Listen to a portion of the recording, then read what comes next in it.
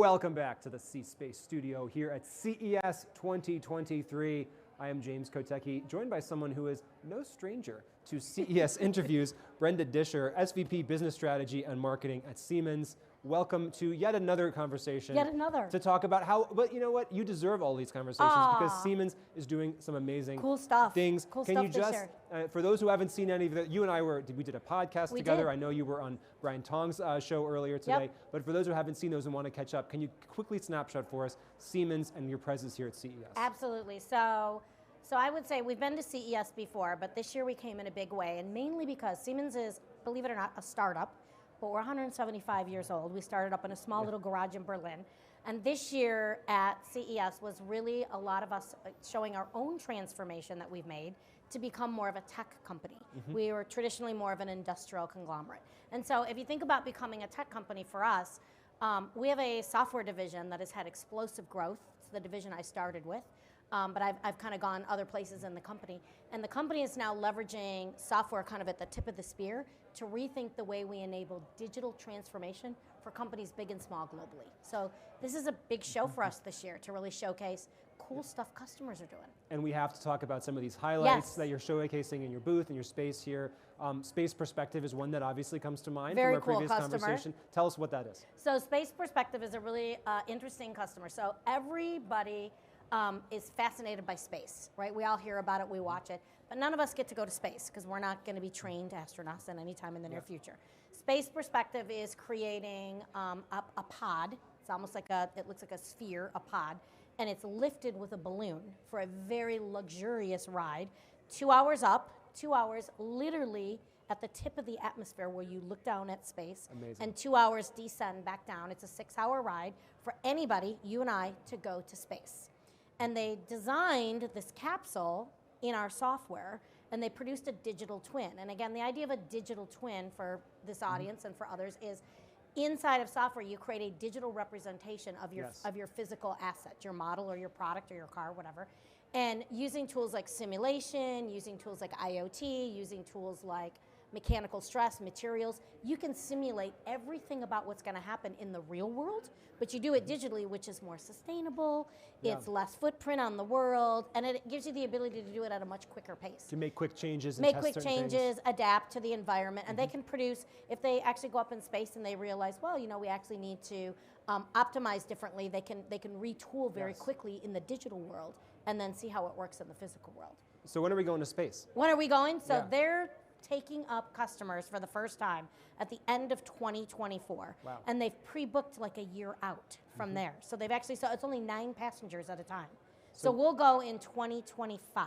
All right. How about we'll meet here and then we'll go? I'm ready. In fact, so it sounds like when we come back and have this conversation in 2 years at CES 2025, the first passengers will have already gone up and we'll be able to talk about that. Yeah. What's the secret sauce to the Siemens Digital Twins software? I mean, great question. Why is that the best version of that? So I would say the thing that is the most unique about Siemens is, first off, the breadth of the capabilities of the Siemens portfolio. So some companies have the ability for you to design. Some companies have the ability to kind of what we call simulate, so add mechanical stress or computational fluid dynamics, which allows you to see the airflow over an object. Yeah. Some companies have manufacturing software. We have every part of that, including integrated circuit, you know, kind of electronic software, and we have software that allows you to manage the life cycle of your product, which is called PLM software. So our breadth of the Siemens portfolio is really unmatched to anybody in the world. So you can create the most comprehensive digital twin, and that means the more things I can put in the digital model, the more I'm going to be able to predict the real world. Yeah. And we have more capabilities to do that than anybody. It's really a unique advantage for us. And do you have people who use this, go out and build something in the real world and tell you, geez, that digital twin was right on? That digital twin worked, yeah, absolutely. We have that all the time. It is the coolest way to talk to customers. You mentioned you're a 175-year-old startup. Yep. And obviously the brand has continued to evolve over that time. We're in the branding media subsection of CES here, so I'm curious from your perspective, how have you worked to evolve that brand? Has the brand function as you define it kind of led that, or is the brand function kind of reacting to an evolution that's going on inside of the company anyway? Great question. So I would say for the company's kind of gone through, we're like in our third evolution. So the first 100 years were really about electrification, like the electrification of the world. And I would say the products drove the brand, okay?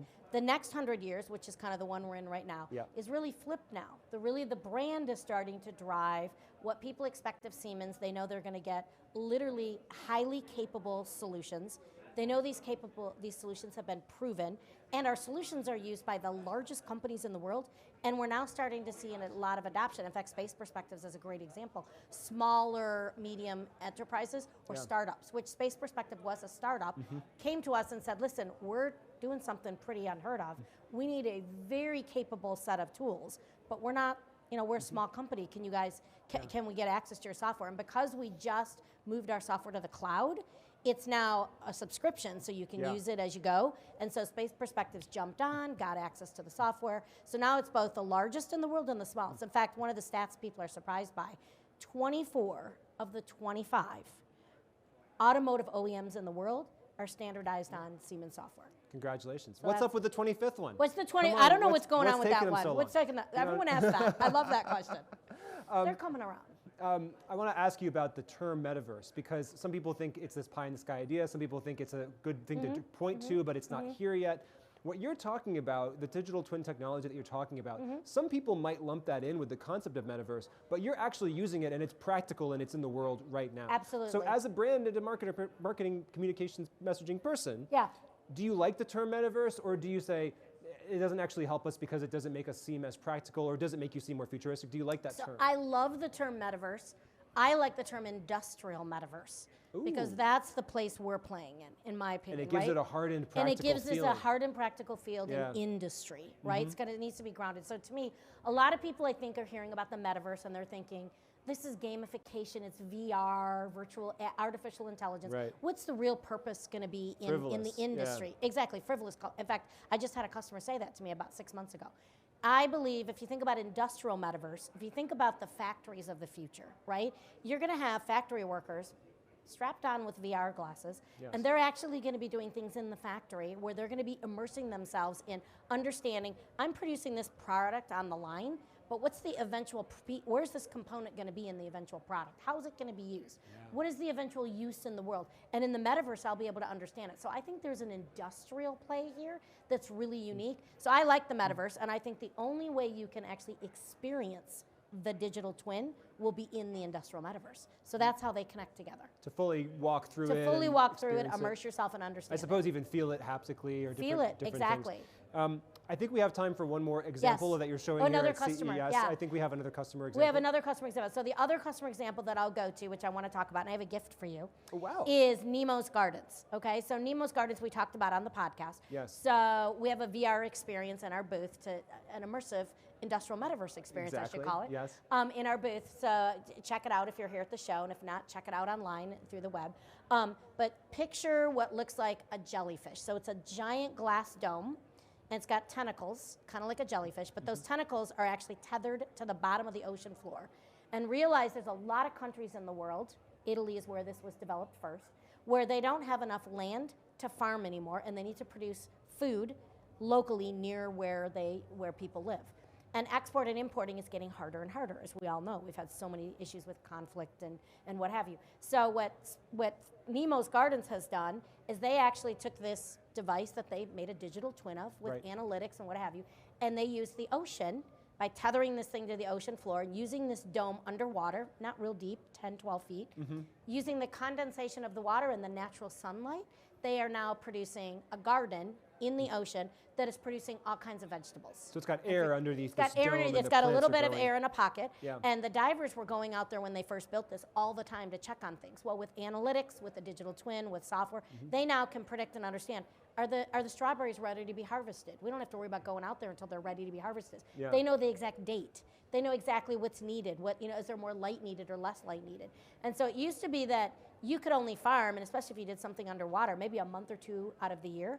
With all the digital twin technology, they can do all this research all year long and optimize those couple of months of the farming weather very well. And these, for you, is These are chocolates, Oh, believe my it or gosh. not. So nothing like a little bit of sugar here at CES. Aren't they cool? Look at that. They're very cool. Hopefully we and can- these were harvested Oh my with gosh. herbs and strawberries No way. that were made in the Nemo Garden I'm going to underwater open laboratory. this and hold it up to my camera to Hold make it sure up so people everyone can see can that. see these. Aren't those cool? From Nemo's garden, harvested underwater. Super Well, cool. thank you so much. You've automatically become my favorite guest because you're the Aw. first. I think you may be the first in 6 years To bring, give you a to bring gift? me a gift on the camera. So thank you so much. You're very welcome. I'm gonna return the favor. I've got this great brand Oh. idea for you. What is it? With Siemens, digital twinning is digital winning. Ooh. So that's just a freebie from me to you. Digital twinning is digital winning. And we'll let the audience judge if that's any good. Brenda Discher Ooh. of Siemens, thank you so much for joining us here in the C Space Studio, and thank you for the chocolate. You're welcome. Have a great week. And thank you so much for joining us here in the C Space Studio at CES 2023. I'm James Kotecki. I'm going to eat this now, and we'll see you when we come back.